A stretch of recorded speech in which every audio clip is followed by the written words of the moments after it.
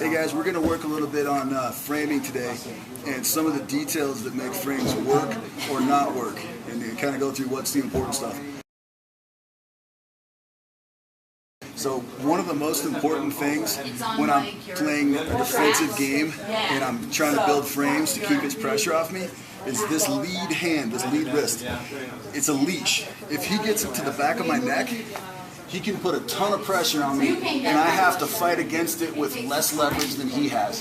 He's got gravity and a better grip than I have. So where I want to be, my first priority is that this hand has to catch his lead wrist. And I usually let him come to me so I can block it and then slide down to it. If I try to reach for it and miss, I'm back with a leash on me. So I'm here, he reaches in, I block, and I catch it. Now from here, if he works a little bit to put pressure on me, it's very difficult to put heavy pressure on me when I have control of this. The minute I lose it, and he gets a leash on, it's a much worse game for me. And make sure when you grab it, you have to grab it with your thumb. If I just cup it, he spins around it, grabs the back of my arm, grabs my wrist, grabs my neck, doesn't work. So number one priority when they're passing is catching that. Block it, slide down, grab it. This hand is going to go on his bicep, and my elbow is going to go against his collarbone. Then I'm going to connect my knee and elbow here, and I have a strong frame going. So in order to build a frame, in order to have good architecture, I need to have the concept in my head that I've got a space here, maybe I've got a balloon on my chest that I need to protect, right? So in order to protect that, I have to build something that can hold up under pressure. So first I'm going to bring my knee up, and I usually bring my knee up to mid-chest line, right here. Then I'm going to put my hand here, and as he leans forward, I'm going to connect my knee to elbow. Always cross shoulder. This hand slides down, controls the wrist. From here, I have a lot of shape, a lot of structure. Go ahead and put some weight on me. I can hold all his weight with no effort because I'm connected here, here, and I'm controlling the leash.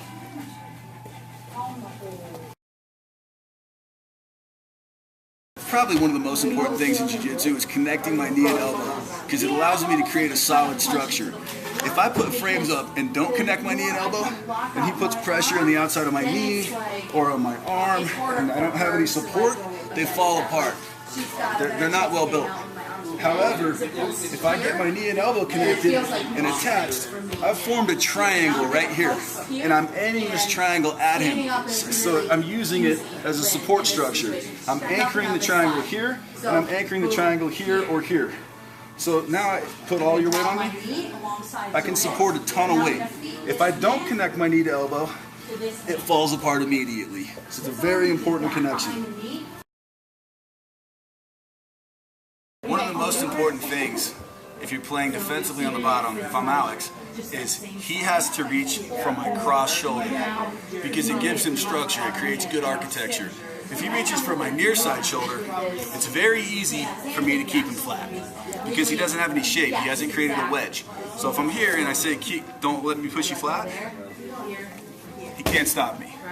However, if he reaches across and pulls his bottom shoulder under a little bit, he has a ton of structure, right? And even if I collapse his frame with this structure, I can't push him flat.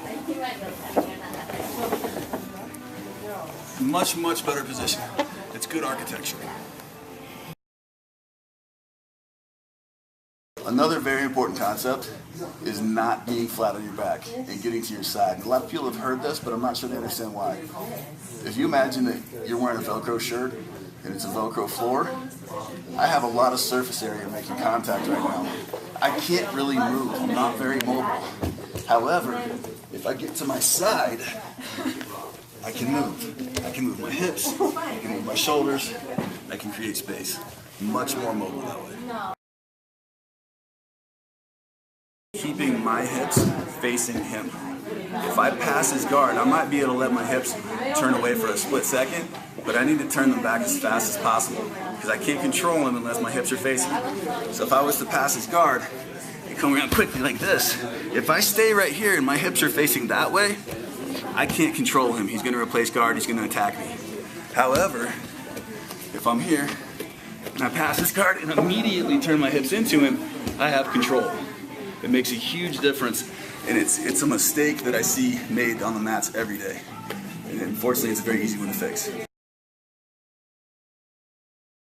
We're gonna do a drill that helps you practice your frames, because your frames have to be dynamic enough to move with the opponent if they transition side to side. So this is the same setup I showed for basic half guard frame, but it's dynamic, it's moving back and forth. Gravity, it's amazing what it does. Here with Alex. I start here on this side, and he transitions to the other side. As he transitions, I move with him, and I just replace my frames on the other side. This is really important right here, because this slows him down.